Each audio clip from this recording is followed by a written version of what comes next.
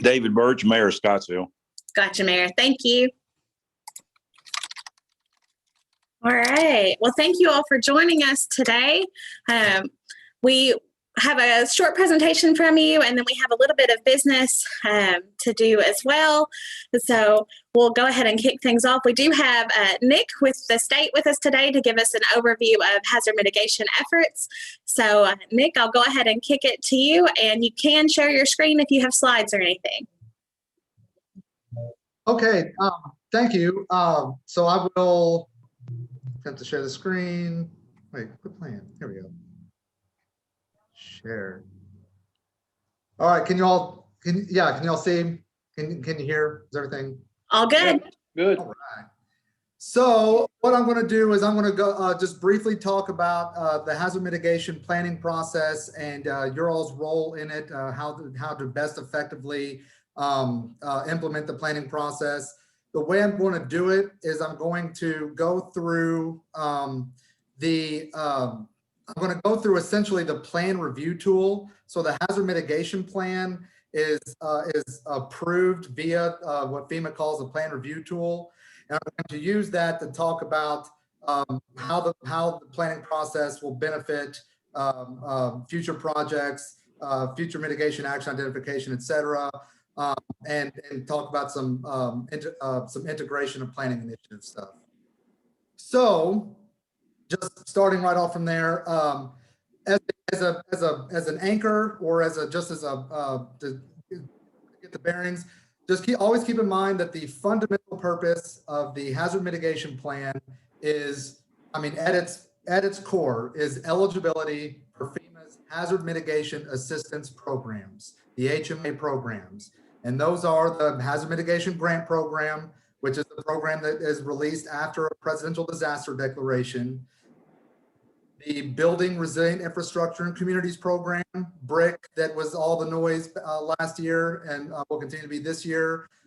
BRIC replaced the Pre-Disaster Mitigation Program and the Flood Mitigation Assistance Program that comes out of legislation dealing with the National Flood Insurance Program. So, like I said, at its core, the reason why you're doing this, the hazard mitigation plan is necessary in order to be eligible for these three grant programs, which yields, again, as an anchoring point, that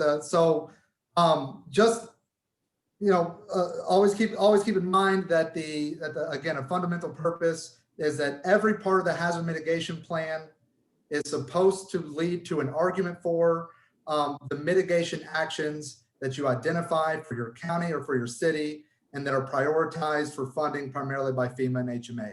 That is why we do this. We do this for eligibility at the base level, and all the risk assessment, the planning process is ultimately to justify the few to multiple projects that your county or city would want to pursue and would want to pursue primarily through FEMA and its HMA programs. So the local plan review tool. Like I said, I'm going to go through this step by step. The local plan review tool is going to literally judge the planning process based upon these bulleted points. It's going to make sure that the multi-jurisdictional plan includes how it was prepared and who was involved. So, and how that's going to look functionally is FEMA is going to, much like the state when it comes to matching, they're going to care about the title of the person who attended and the agency. So the person's name, title, and agency. Title more importantly than the agency. The document and opportunity for neighboring communities, which being a multi-jurisdictional plan administered by an area development district is automatically a slam dunk. But one thing I will want to stress as a matter of practicality is have your state, make sure state agencies are involved. Kentucky Geological Survey, Division of Water, Kentucky Division of Forestry, pretty much anybody in 300 Sauer Boulevard. Make sure that they're involved, and I'll get to why that'll be important here in a second. And then you're going to document how the public was involved in the planning process during the drafting stage. So you will want to make sure that there is evidence and documentation that meetings were public. It is especially important to have it public after the final draft has been completed, before it goes in for review by the state and FEMA, or really by FEMA. The local plan review tool is going to specifically ask that the plan incorporate existing plans, review and incorporate existing reports and technical information. Again, that'll be, and so there'll be a section in the plan, but where that's going to be relevant for you all in participating is that, you know, a lot of these quote unquote existing plan studies, reports, I don't know why quote unquote, but a lot of these existing plan studies, reports, and technical information come from you all. I mean, yes, there's stuff that the state produces. There's always tons of guidance from FEMA or from, you know, umpteen federal agencies, but, you know, there's just information that you all have at the local level that really helps going, implementing the planning process. It really helps identifying risk and developing actions. Lastly, the planning process is going to ask that you prove that you indeed maintained the plan. So every hazard mitigation plan is a 5-year cycle, but within that 5 years, it's not just supposed to sit on a shelf. So you're going to show that the plan has indeed been taken off, talked about, and maybe there have been no changes to the list of projects in there, or to the prioritization, or to the risk, or maybe there have been, but you're going to document that. That's long and short of it. That's what FEMA is going to grade you on and approve the plan with for the planning in the planning process section. So implications are that, so FEMA will not specify who should participate in mitigation planning. They do not specify how the planning process is conducted. So the fact that, and how that's really beneficial, one of the messages I'm going to harp on here in a second is that FEMA is going to be looking for planning done at the county and city level. So there's, the regional and county, and we're going to want to make sure each of the cities is called out individually. And part of the, and what FEMA is not going to question is whether, if these are highly individualized meetings, if they're, focus groups, if they're, remote, if they're conference calls, if they're, it does not all meetings have to be a formal affair in a place, with 20, 30 people or whatever. Like, there's a lot of ways to do planning. Essentially, you're doing planning to find out information. So however you get that information, you document it, you're going to, that's an implication with how FEMA grades the planning process. The FEMA will emphasize they do want breadth of participation. Key word that you all know have been used forever is the whole community, right? So again, as many people as possible, everybody is involved in mitigation. And then this last point, do what is needed to elicit the information that you need, which is going to be the focus now, what I talk about. Except for I snuck this slide in there. There's this, the plan review tool is also going to ask that the planning process address changes in development for each county and city, changes in local mitigation efforts. So you're going to go through your mitigation action list and essentially check off what you have and have not done. If you haven't done something in your mitigation action list, you'll explain why. It's usually something like, well, we're just going to continue to the next one, to the next cycle, or there wasn't an ability to do so. And you're going to revise the plan to reflect changes in priorities. Okay, so I will again get back to that in a second. So going back to this final bullet point from the plan process, do what is needed to elicit the information necessary to identify and prioritize mitigation actions. This is where it's very important. Your all's work in planning in the risk assessment and in the mitigation strategy. What FEMA will be looking for in the risk assessment, again, these are directly from the plan review tool that FEMA will be using. They will want you to, for every hazard identified, want you to discuss the types of that hazard, landslide, mudslide, rockslide, locations of those hazards, and the extent of all natural hazards that can affect each jurisdiction. An extent is identified by FEMA as a measure that is non-monetary in nature. So if we had flood gauges everywhere, the extent of flooding would be the readings on gauges. the easy ones are anything with a scale. So earthquakes or seismic activity is a Richter or Mercalli scale, that's extent. The drought severity index is a scale, that's extent. Toro hail scale is extent. However, what we ever have extent on are karst and sinkholes, which is going to be indicative of the area. There is no scale for the sinkholes, or there is no for how bad a sinkhole can get. And so the planning process will be very important for, we have to identify karst and sinkholes, but we're going to need from every county and city some example of how bad a sinkhole can get. It gets, sinkholes in someone's yard gets, a few inches, and, I don't know, maybe half a foot deep or whatever, right? Like, something, those measurements, that scale of something of like a sinkhole is going to be relevant in the risk assessment. Moving on. Secondly, the risk assessment is going to want to identify for every hazard previous occurrences and the probability of future hazards. Again, this is something that the planning process is going to be very, very, very important for, because we as Kentucky, flood events aren't difficult. Every disaster declaration we have has some flood event. And anything that's within the National Center of Environmental Information, the NCEI storm events database, all of that is easy. What is not easy is karst. Previous occurrences on karst, no one reports it. It happens all the time, no one reports it. Landslides. No one's going to sit there, hopefully no one's going to sit there after a landslide occurs and go back like, oh, there's a landslide, and then take a tape measure and measure it. Like, it's not going to, there's not a systematic count of previous occurrences for some of these hazards that we suffer from in Kentucky. Seismic activity, right? You're going to want to identify earthquake and seismic activity, but the earthquakes that are public information are the one that was felt in Bath County where a brick fell off a chimney, or one of those.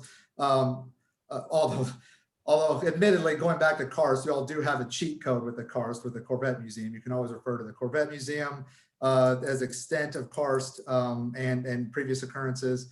But point is that there are hazards that Kentucky suffers from where the planning process is going to be very important to identify those previous occurrences, the extent, the locations, and probability is always for FEMA pretty much a function of previous occurrences. You say we've had 5 occurrences over 5 years, thus we can expect to have 1 event per year, even though it's a really rough, it's a back of the envelope probability is enough for FEMA. Thirdly, you're going to describe each identified hazard's impact on a community. And impact is FEMA's word for damages. Injuries, casualties, monetary damages from each hazard. And again, the importance of the planning process, the Bureau's participation is felt in that particular statistic, because it's not like the damages that result from the multitudinous hazard events are systematically that we just know it or keep it in some database. It's all very offhand. It's all very anecdotal. A lot of damages are, again, especially from karst, especially from landslide, especially from even from flooding. A lot of the damages from flooding are what we know from being on the ground and calculating it for insurance purposes. So, the impacts are going to be very important from the planning process. Fourthly, the plan review tool is going to want to summarize the community's vulnerability to each identified hazard. I put this in there specifically to address this in a couple of slides. But just know that the planning process, one of the bulk of the risk assessment section is going to be this vulnerability analysis, and it's also going to and because of that, it's going to be very easy to meet this qualification for FEMA. We don't ever really have trouble with assessing the vulnerability to hazards from each community. But that vulnerability is going to come in later, but that's something FEMA checks as a specific. They want a vulnerability assessment from each hazard for each county and city. And then you're going to address the repetitive loss properties within each jurisdiction. That's literally a list that comes from the state. AYM has it, and Division of Water has it. Barren River Ad will request it. But the implication is from the risk assessment, going to the, planning or the importance of planning. It emphasizes information resulting, it emphasizes information resulting from the planning process. A lot of the information that goes into a risk assessment is not quantitative in nature. It is count data. It is qualitative data. It is anecdotes and stories and narrative. That the risk Brown, how are you? for counties and cities numerous times. There's simply a story of an event that has occurred. And in that story of an event, we have how bad something has gotten, how much damage it's caused, and how much, and the effects of it generally, right? So it's the planning process is very important for the risk assessment. It emphasizes personalized and expert opinion. And again, going back, the risk assessment is used to justify the mitigation action list.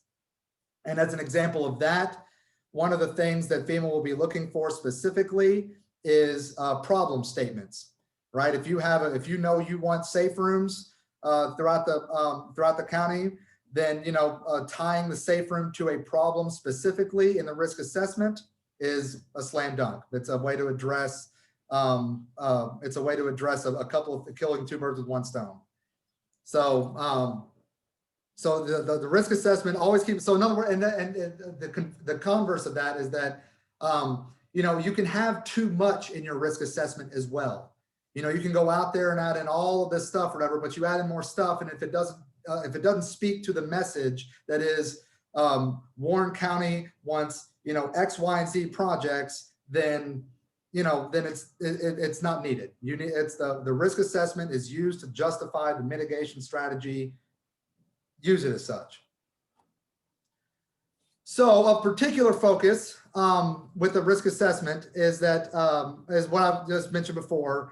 What's going to be the pain for any hazard mitigation plan is is what I mentioned up here before. This type, location, extent, previous occurrences, and probability. For the most part, the risk assessment sails through FEMA generally.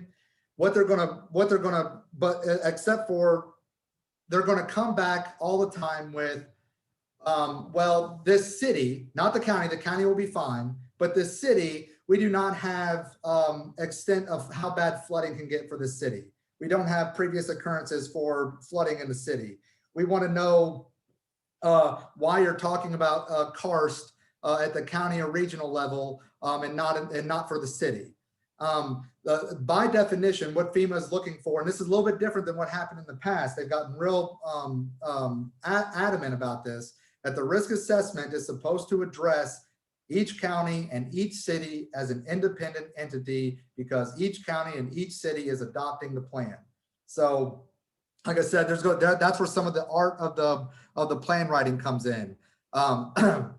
You are going to be, like I said, addressing city needs, and there's just going to be instances where there aren't sinkhole events or landslide events, at the city. We're lucky to have it at the county level, and so that's going to be like I said, we're going to use an artful way to address that. But just know that a particular focus where the pain of the review comes in is at this part of the risk assessment where FEMA wants counties and cities and that count data for each hazard, the type of hazard, location, extent, impacts for every county and city for each hazard. Hey, Nick. Yes. Can I add just real quick that for our committee members here, that's where it becomes vital that we have county and city representation on your local steering committees, because we'll be working through this as a group and gathering as much information for this part of our hazard mitigation plan as possible through that steering committee meeting. And then this group that we're gathered here today, our regional committee, will then oversee the local committee work in the final plan. So just a side note. No, thank you that's exactly the message that's right. Please, city governments, get involved intimately with this planning process, because we need that information. We need that information. It's going to be necessary. And this final bullet point on this slide, where I mentioned before, make sure that there's state agency participation. Division of Forestry has data on wildfires. I just asked them to update it recently, but wildfire data is something that they keep. Now, it's the specific wildfire to like, state parks and stuff like that, but they are events of how many acres have been burned. How many acres have been burned, the damages that have resulted, how close they got to houses, the fire got to houses, et cetera. That's Division of Forestry is very important for that. Landslides, right? Is the Kentucky Geological Survey. You want to make sure that they're involved. The Kentucky Geological Survey maintains a landslide database. So state and Division of Water will be helpful as well. I mean, of course, they have a lot of the flood data, a lot of the flood mapping, and just a lot of that anecdotal stuff that you're going to need for the plan. State agencies are very important, specifically. So moving on, I guess any questions so far before I just keep droning on? Exciting, I'll keep droning on. The next thing, the final thing FEMA is going to do in the plan review tool is look at the mitigation strategy. And again, these are directly from the plan review tool. FEMA is going to want the plan to document every jurisdiction's existing authorities, policies, programs, and resources.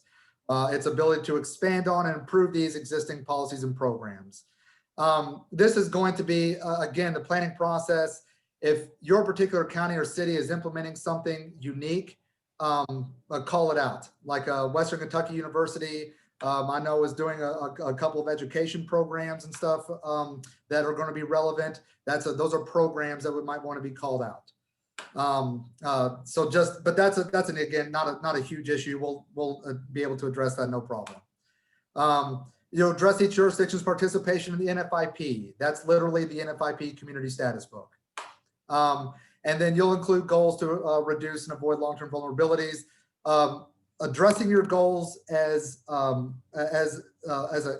committees is going to be also one way to address what FEMA is looking for in making sure that you have addressed reprioritizing that slide before where I said that they're going to want you to prove that you have changed your plan.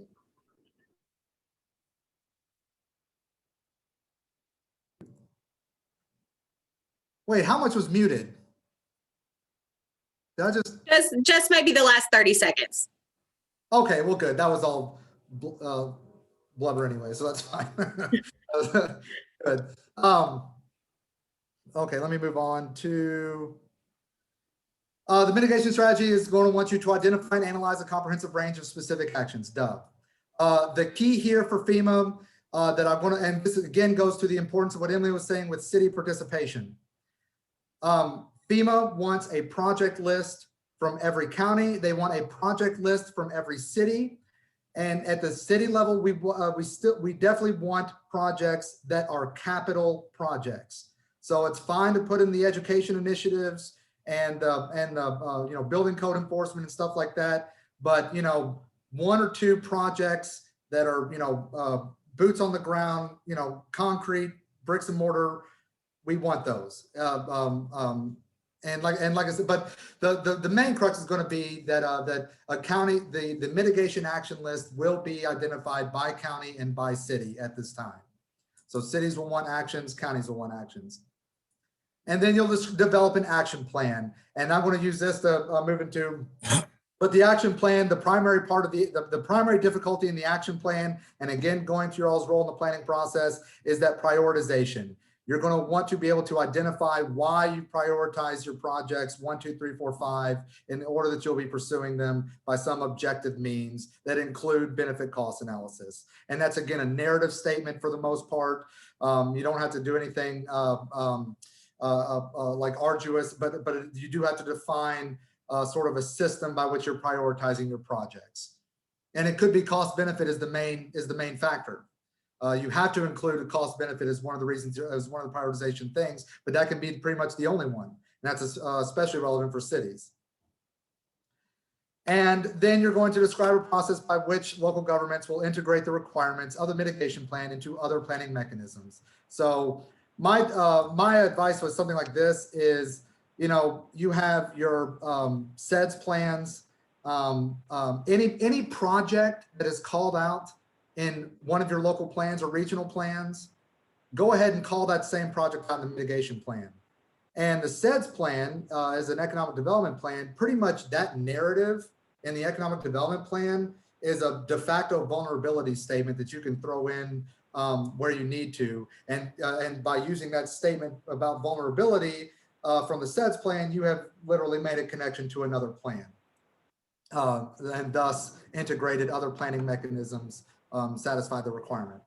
But what I wanted to use this, I don't know why I screamed that, what I wanted to use this particular bullet point for is to move into a secondary role of the mitigation plan, which is, I'm sure you have heard over the past year or so, the sort of desire by other state and federal organizations to integrate their initiatives into the mitigation plan. The Environmental Protection Agency is one. I know that there's watershed management, energy, HUD.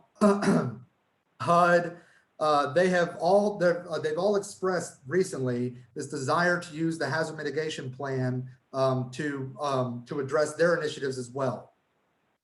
So, going back up to this or whatever, this slide, integrating requirements, whatever, talking about what other state agencies and federal agencies desire, whatever, is another way to meet that particular requirement. Hey, Nick. Yes. I'm going to pipe in again real quick and just say that this is where we have structured a holistic approach to this process and are blending in our mitigation plan and our SEDS and other regional planning efforts into one process and outcome. Awesome. That's right. That so the part of the integration of this new talk or this sort of new drive to include the initiatives of the Environmental Protection Agency or Department of Energy or of HUD or just of infrastructure of the Department of Homeland Security, cybersecurity, infrastructure security agency. To include these kind of initiatives, or whatever, is also about FEMA increasing the scope of eligible project activity. So this was all of the hubbub about the BRIC program last year, and then will continue to be this year. Just firstly, generally, FEMA is not the only source of mitigation funding. So your mitigation action list doesn't have to be, it should focus on FEMA hazard mitigation assistance programs, but it can include projects that potentially be funded by something else. And you'll identify those potential funding sources. EPA, what's the 319 Clean Water Act grants, as an example. Or CDBG, the CARES, those type of, so FEMA wants an exhaustive list of projects, even though the focus is on their programs particularly. But to their programs particularly, a lot of what EPA is asking for, FEMA also is talking about in their programs. That was what the BRIC, like I said, the BRIC stuff was about last year. BRIC specifically, I put this bullet point in here with these sub-bullets. The BRIC projects last year had a matrix for project selection. Essentially, if you put in a project on a BRIC and it passes through the first cycle, which is essentially an eligibility cycle, then they would sit there and score the project. And the higher the score, the more they wanted to fund it. And the first three scores, the most disproportionate portion of the overall score came from whether you're dealing with an infrastructure project, that was like 20 points, whether you're mitigating a risk to one or more lifelines. So it's not just FEMA's wheelhouse, you're talking about lifelines and other agencies, their purview. And an incorporation of nature-based solutions was like the third, it's like 10 points. So, their own program is emphasizing some of the initiatives that other federal agencies and state agencies are wanting to pursue as well. So the secondary purpose of mitigation of your mitigation plan is to integrate some of this stuff. And as an example of that, I will use the Environmental Protection Agency, right? So one thing you all might want to specifically consider are green infrastructure and low impact development projects. There are a couple definitions of those projects. There's the water management or the watershed management definition that's really focused on water quality and views mitigation as like a co-benefit. But FEMA and I think EPA, EPA does too, emphasizes the broader version of it, which is this quote right here: a managed network of natural lands, working landscapes, other open spaces that conserve ecosystem values and functions. So, you know, floodplain restoration projects, wetland restoration projects, land conservation, like your purpose is secondarily to conserve land as well as to mitigate an effect. And then vegetative swales look kind of fun to me, because that's kind of the guidance uses it as like an individual project, but I mean, vegetative swales would be something you would put into a larger scale infrastructure project too. You would essentially talk about the use of plants and grasses to prevent the velocity of water or the amount of water that goes into a particular point. I don't know why I couldn't think of that word, point. That's a tough one. But vegetative, so, you know, but these type of things are project ideas that you might want to look at or to be able, or to think about including. And the mechanism by which you would integrate those are going to be through your vulnerability assessment and through your mitigation strategy. So the problem statement element is going to be very important here. If for an example, now infrastructure generally is a theme that's going on, but using the EPA green infrastructure as an example, as a specific example, you know, if a particular, because a green infrastructure project is going to probably be multifaceted, you know, that type of project development is something that comes straight out of a planning process. It comes straight out of, you know, like everyone just sort of talking, and there's nothing really systematic about its development, right? So like the project that gets developed is sort of de facto going to be a vulnerability assessment. You know you need to do all of these things that end up being a wetlands restoration project, or that ends up restoring the floodplain because you're vulnerable at X, Y, and Z, right? So a lot of the that's why I say the vulnerability assessment in terms of FEMA reviewing the plan and you know, and approving it, giving it an A+ or whatever, is going to be easy peasy, slam dunk. That's why it's really important to focus on those basic data, like the number of hazards, the number of hazard events, the damages, the extents. That's the stuff that's going to trip everybody up.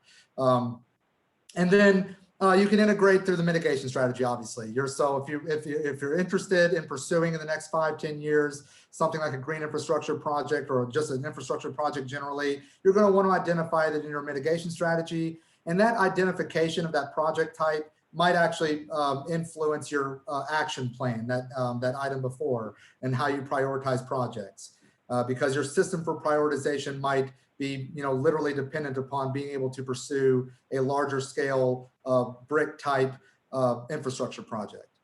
So that's a secondary purpose of, you know, the mitigation plan. And like I said, the importance of the planning process and having as many people and the cities and counties involved as possible. And then there's this blank screen that I thought was another slide. So that is what I have as a presentation. And so I'm open to questions or for more detail. Just like I said, I wanted to give us a synopsis of the importance of the planning process and what people will be looking for.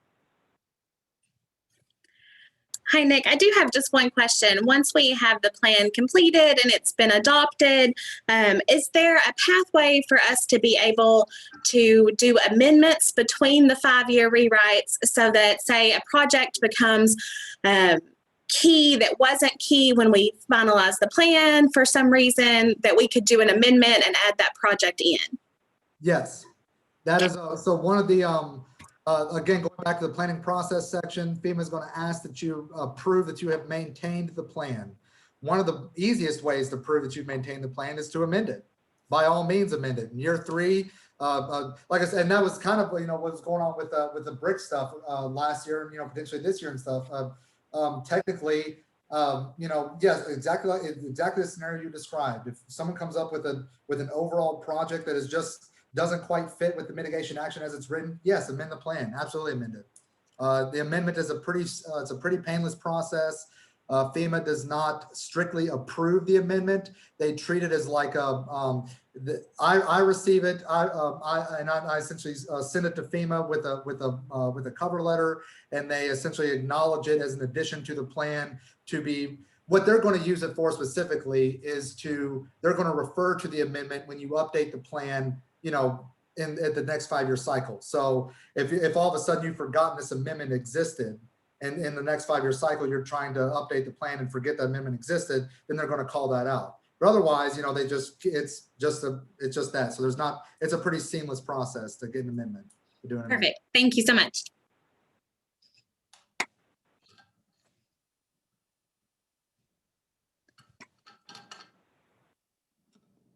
Well, thank you, everyone.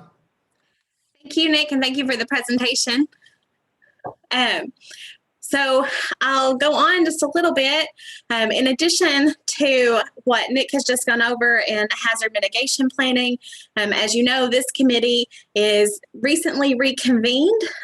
So the purpose for this committee will be to review our regional plans. First on tap is our hazard mitigation plan. Shortly thereafter will be our SEDS. As I mentioned earlier in the call, we are doing a holistic approach to blend these efforts. One of the ways that we are also offering the ability to get public input on our hazard mitigation plan is through a website. So I am going to pull that up real quick and share my screen so you can see it.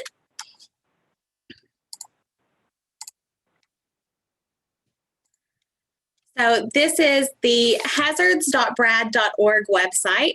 It is our landing page for our multi-hazard mitigation plan as we edit it and make changes. You can find information on all of our identified hazards through the drop-down menu. You can get involved with the process. You can join a local steering committee through this process. You can fill out public surveys.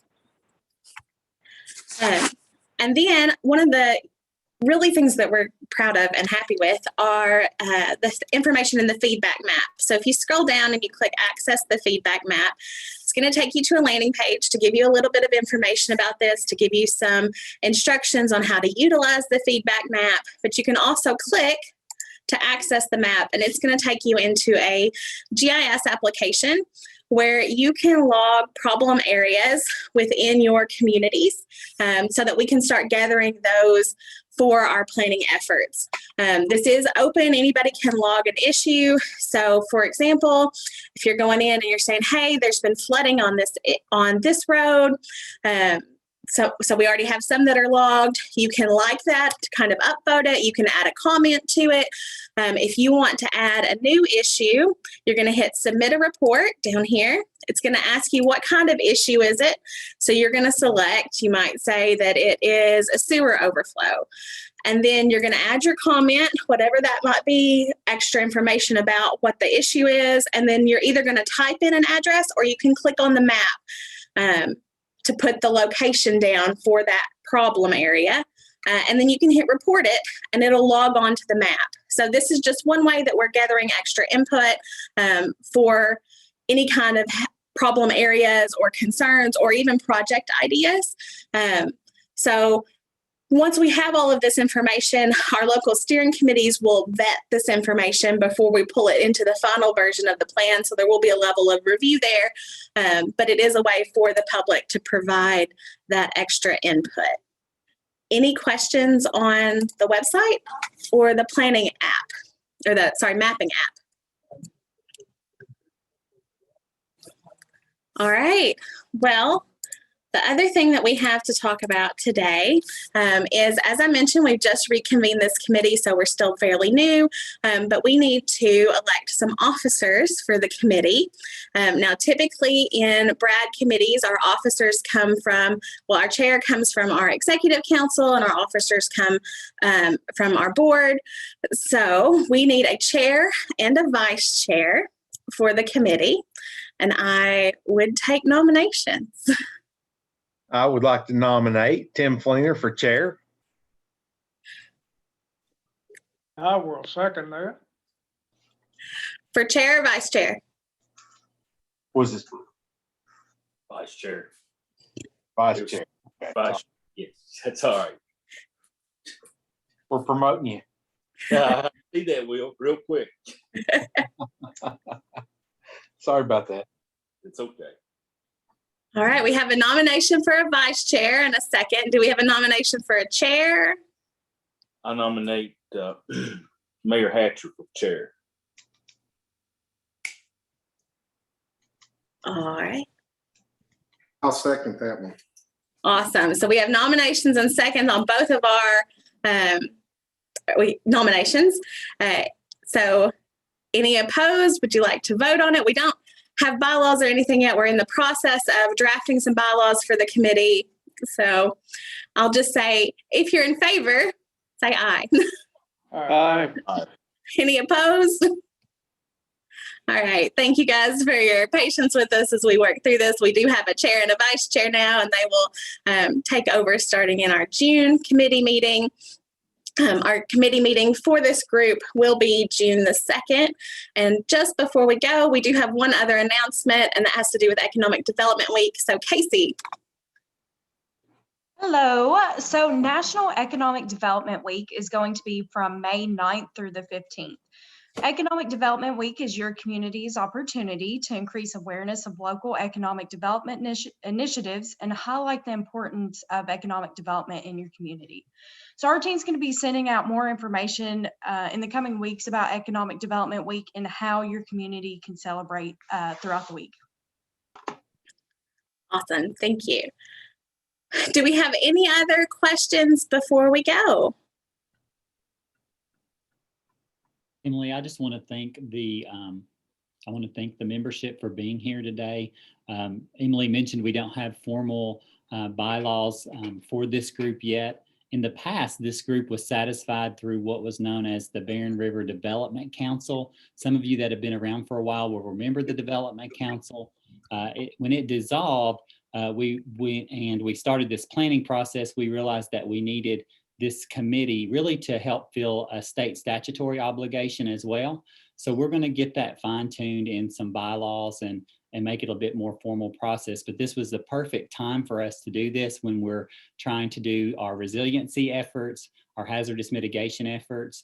And so we really appreciate you, especially those of you that have now gone into your third or fourth meeting with BRADD today. We really appreciate your time, patience, and attendance, and look forward to continuing to work with you all. I'm very proud of Emily and her team. I just want to put that out there. You saw the map that was put together that you can use in as part of this process. And there's just some incredible things that are going on in our 10-county region in your community. So we're here to help.